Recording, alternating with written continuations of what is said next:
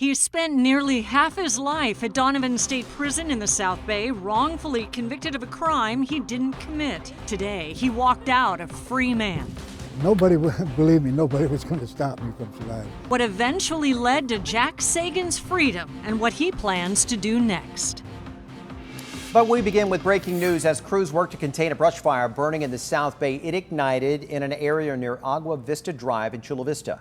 Our Cassie Carlisle is tracking the fire from the 10 News Live Center. And Cassie, some people are being told to evacuate now. That's exactly right, Kimberly and Steve. Let me show you the map right here. This is Via Maggiore and Corte Primana that were evacuated. But as you can see from our crew on the ground right now in Chula Vista, it doesn't really look like there's very much fire left, and that is because of the intense air attack that CAL FIRE launched as soon as this fire broke out around 4:49 p.m.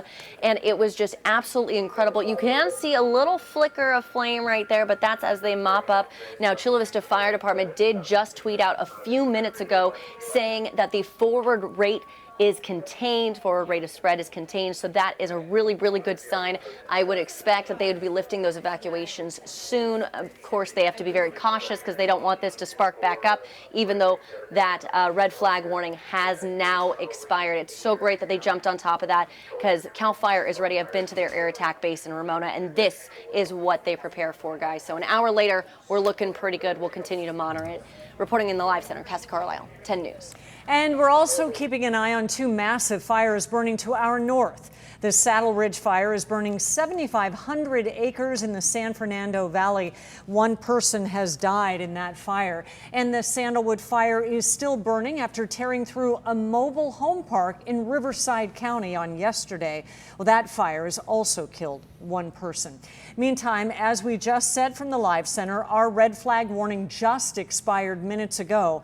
But hundreds of people in the East County will stay in the dark for at least the next hour. SDG&E cut their power in anticipation of some gusty winds and say that it hopes to inspect its lines and turn those lights back on by 7. Our 10 News reporter Mackenzie Maynard joins us from Live Oak Springs. And Mackenzie, thankfully, the lack of those winds have caused concern to die down tonight. Exactly, and those nearly 400 customers who had their power off since last night, well, their power is set to come on in just about 1 hour.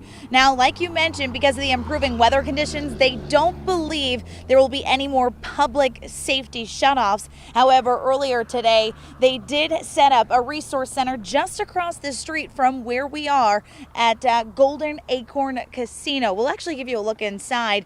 People without power were able to stop in, grab waters, maybe a snack, charge their electronic devices, even cool off in the air conditioning. Now, like I mentioned, nearly 400 customers who live here in Live Oak Springs, Boulevard, and Jacumba have been without power since 9 o'clock last night. But it's not just residents. We talked with a store owner who says he thinks this shutoff could force him to lose $20,000.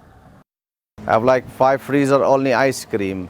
I have meat, I have produce, I have frozen food, I have deli, all milk and stuff. I cancel gas, I can use the machine, debit and credit. And back live again, the winds have died down, much calmer than some of the winds that came through this area last night, reaching wind gusts up to 50 miles per hour. So like you mentioned, Steve, the concern has certainly died down as well. For now, reporting live, Mackenzie Maynard, 10 News. That we'd like to see. Mackenzie, thank you. And the winds, they may be dying down, but we're still seeing very low humidity throughout the start of the weekend.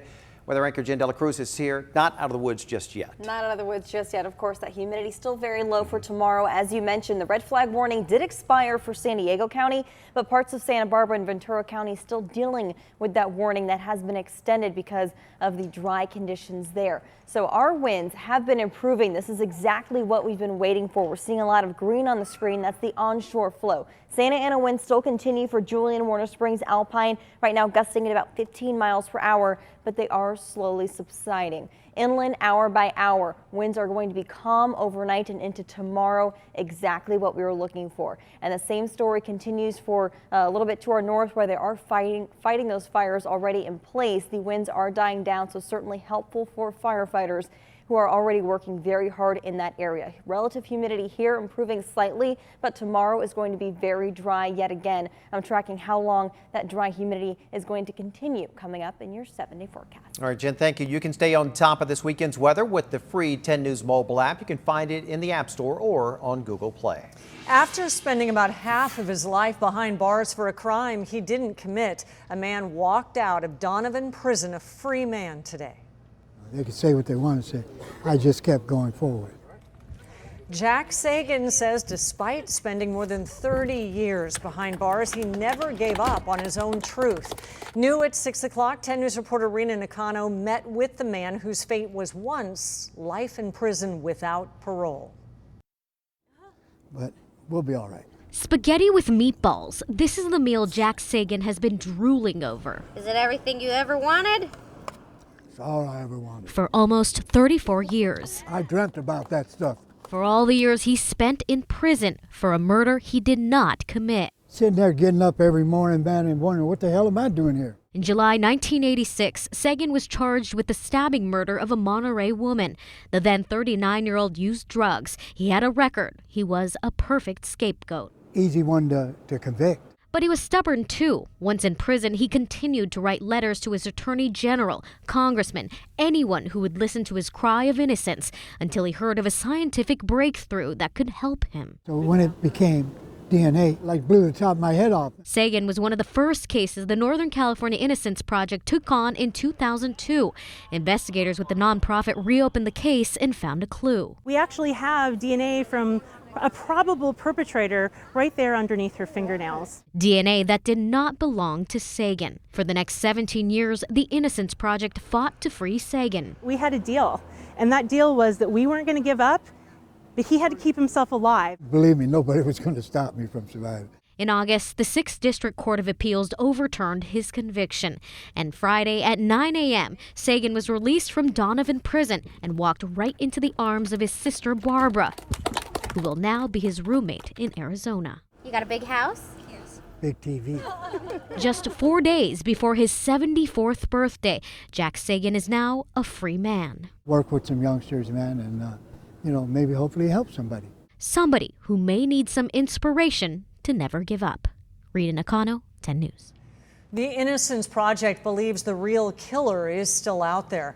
They say they are hopeful that Monterey County law enforcement will continue its investigation into this cold case. A jury convicted the man caught on surveillance camera killing a customer while robbing a convenience store 4 years ago. Ahmed Mubin held up an Arco on Balboa Avenue in Claremont in April of 2015. He demanded cash and then shot a customer who tried to push his gun away. Police tracked him down 2 days later. Mubin was wounded during a gun battle with officers. The 34-year-old faces life in prison without parole when he is sentenced in December. Border Patrol agents made another huge meth bust in the East County, this time at the I-8 checkpoint in Pine Valley. Agents say a man drove up to the checkpoint in a pickup truck yesterday afternoon. A canine sniffed out the drugs hidden inside the gas tank. Agents said the man was trying to smuggle 55 pounds of meth, worth about $105,000 on the street. Agents arrested the man, who they say is a Mexican national with a visa. All right, still under audit for possible financial fraud, the Sweetwater Union High School District will now need to cut its upcoming budget by millions more than it first thought. The UT reports the district needs to free up $24 million from its nearly $400 million annual budget. It estimated it only needed to cut about $10 million back in June. The district has already made controversial cuts to balance a multi-million-dollar deficit, including dropping several bus routes. That led to an outcry and protests from parents and students. The operators of a gun show normally held at the Del Mar Fairgrounds plan to sue to stop a new law from taking effect.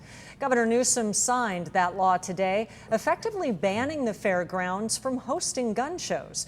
The fairgrounds are owned by the state, and an assembly member, Todd Gloria, who authored the legislation, said the state should not profit off gun sales. People are welcome to continue to buy guns at private establishments. The state just shouldn't have a role in facilitating the flow of guns into neighborhoods where children are killed. The president of the Crossroads of the West Gun Show believes the law will make communities less safe and plans to challenge it in court.